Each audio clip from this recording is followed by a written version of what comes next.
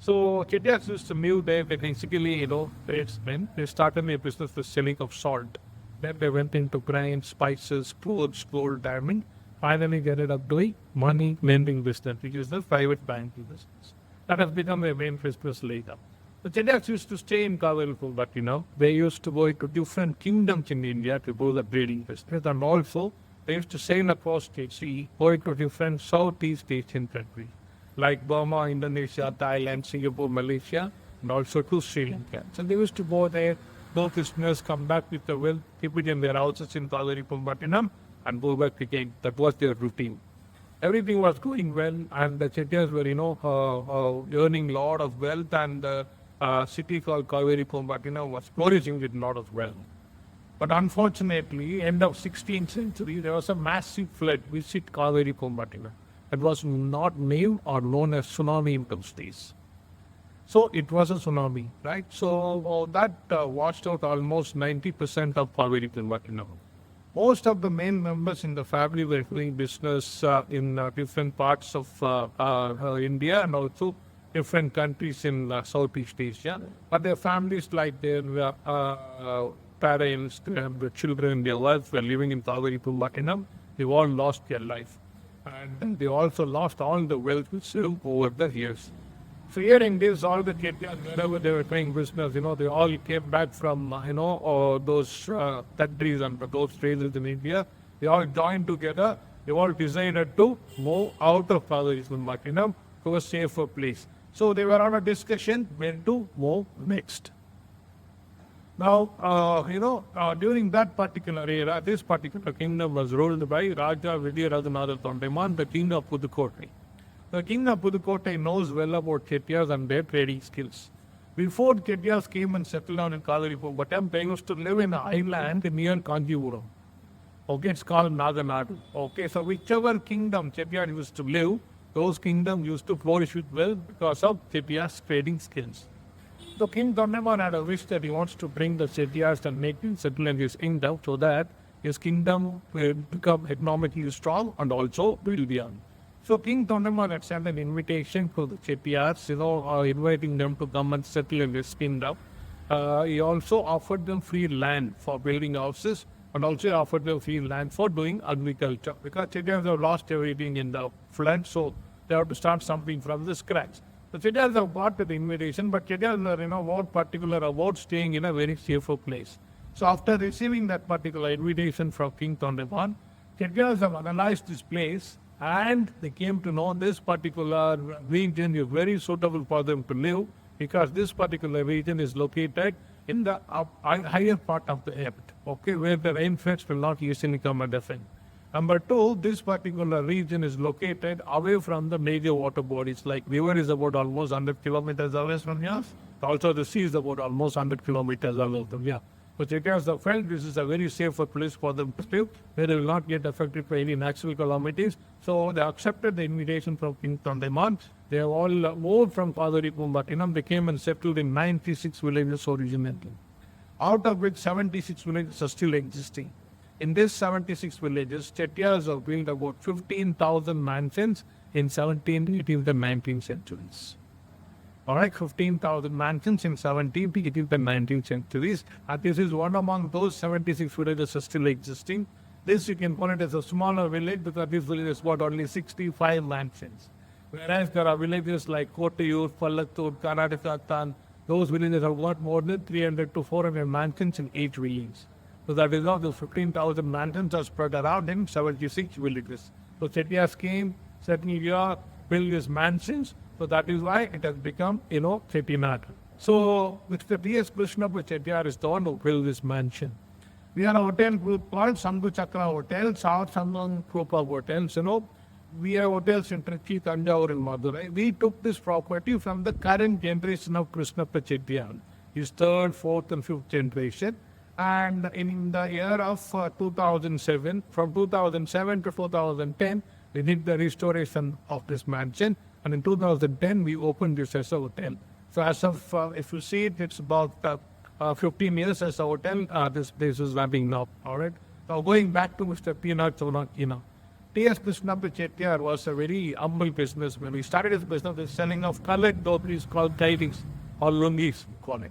We used to make the lungis here and we used to sail across the sea along with other Chettiars. Going to Burma, we used to sell the lungis there and make wealth out of it. Why he was selling lungis? Because even if you go today in Burma, you will see most women wearing lungis. It's like a national dress for them. So he started off his business with selling of kailis. He did that business for the first 5 years. While he was doing that business, he saw his fellow Chettiars are making quick money and also more money by doing money lending business. So Krishna Chettiar also want to get into the money lending business. So whatever money is earned from selling of lungis, whatever he saved, he invested that money into money lending. And he did that business for the next 15 years. So 5 years of selling of lungis, 15 years of money lending, made Krishna Chettiar one of the wealthiest in this region. And in 1897, he started constructing this house until 1904. 7 years of construction with an investment of 7 lakh Indian rupees in those days. If we calculate the number of years from 1904 to 2025, it is 121 years. If we calculate the money value of 7 lakhs in 1904 to today's date, with inflation and other things, if we calculate it, it will not be less than the 5,300 crores. He could have been one of the richest men in India. Okay, so that is how he built this house and named it as TSK House. All right. You must have heard about, things like Veeramanekar, the woman in Tamil Nadu, Shivaji Maharaj in Maharashtra. All these kings during the British era, they were dead against the British. They never allowed even a single British to get inside their houses. But unlike them, Raja Vijayaraghunath Bheeman had a very cordial relationship with the British, and this particular Pudukkottai kingdom used to be a princely state of British in those days. A lot of British did not stay in this particular kingdom. They also started mingling with Chettiars. The British used to bring things from Europe like pins, watches, clocks, or small things. They used to bring it from Europe, sell it to Chettiars. In return, they used to buy spices, grains, gold, diamond, like that. That is how the relationship started. The British actually inspired the way the Chettiars are doing trading and money lending business. So British, wanted Chettiars to partner with them to go into different European countries. Now, Chettiars agreed to the offer. They went along with the British to different European countries. And they went into different European countries, while they were doing business there, the mansions which were already existing there inspired Chettiars. The Chettiars wanted to build those kind of mansions in their hometowns. You see, in those days, not many architects or not many engineers were available to make a plan, design, and all to give it to Chettiars. The Chettiars used to hire people who make pencil sketches. So we used to make pencil sketches of those mansions, brought them here, gave it to the local construction people, and told them to build it similar to that. If you see all the mansions in Chettinad, from exterior point of view, it all looks like European mansions. But when you come inside, it's all built according to the Indian custom and also Chettiars lifestyle. So that is how Chettiars have brought the architecture from Europe to Chettinad.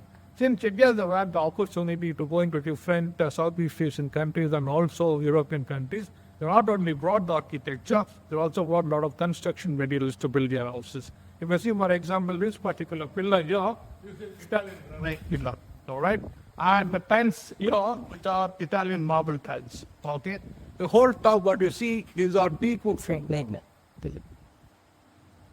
All right, and this particular pillar here, this is rosewood from Belgium, all right?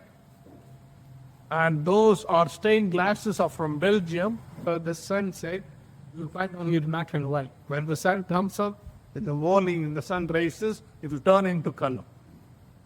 All right, then we also have a grand font of inside. These are waterfalls. So that is how Chettiars have brought the architecture and also the construction materials to build their houses. All right. If we say in Chettinad, all the mansions are built about 5 to 10 feet above the ground level. Okay. While they are making this foundation of this mansions, see, normally when we build a house, we make foundation for the beams and walls or columns, So we make foundation like that. But while Chettiars are building the houses, they make foundation for the entire surface of the area where they're building the houses. Okay, so they made a foundation of almost 10 feet. 5 feet underneath the ground, 5 feet above the ground, and they build all these mansions. Okay, for doing that particular foundation, they used a very special stone called Sembara in Tamil, which means as red stone. It used to be available locally in a place called Pallathuria.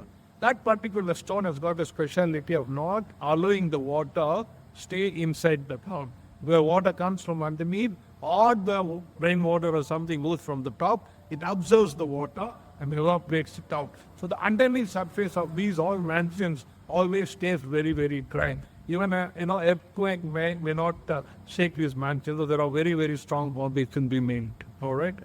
And if you see, every mansion has got a beautiful well. So that is for people to whoever comes to this house, have to go there, leave their footwear outside, go and clean their hands and legs before entering into the house. Even people of the same house going out and coming back, that rule applies to them also.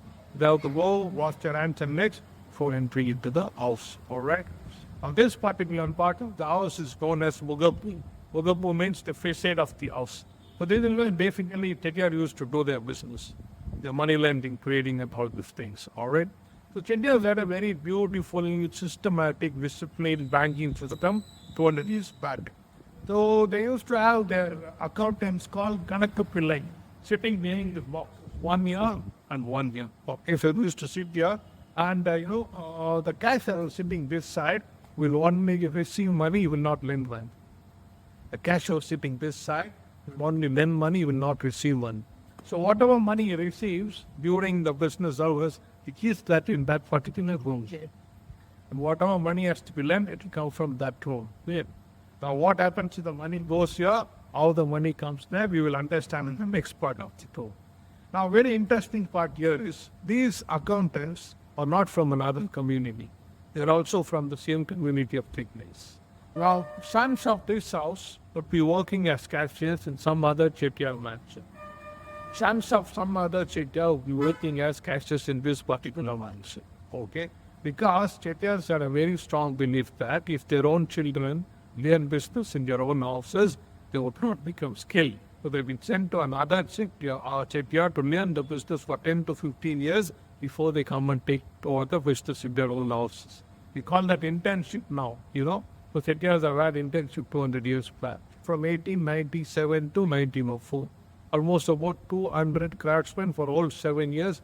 They were working here and did all the woodwork. The particular craftsmen, though they are from Tirunelveli, after coming here for the work, after that, they started settling down here because every mansion took about 7 to 8 years to complete. So they never went back to their native places. So they all got married here only within their community and they all got settled here and they were all doing well. But unfortunately, after 1960, constructing of these kind of mansions came into an end. And all those craftsmen, they were not getting the work and they all moved from here to different parts in the world.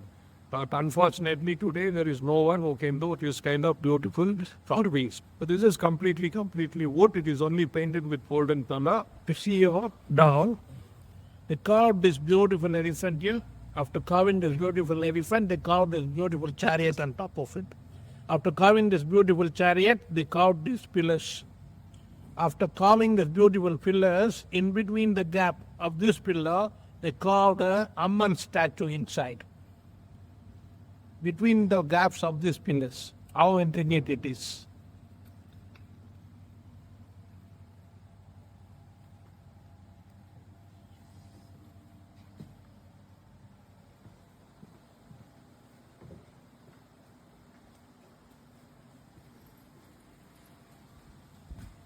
This is the original keys of this house.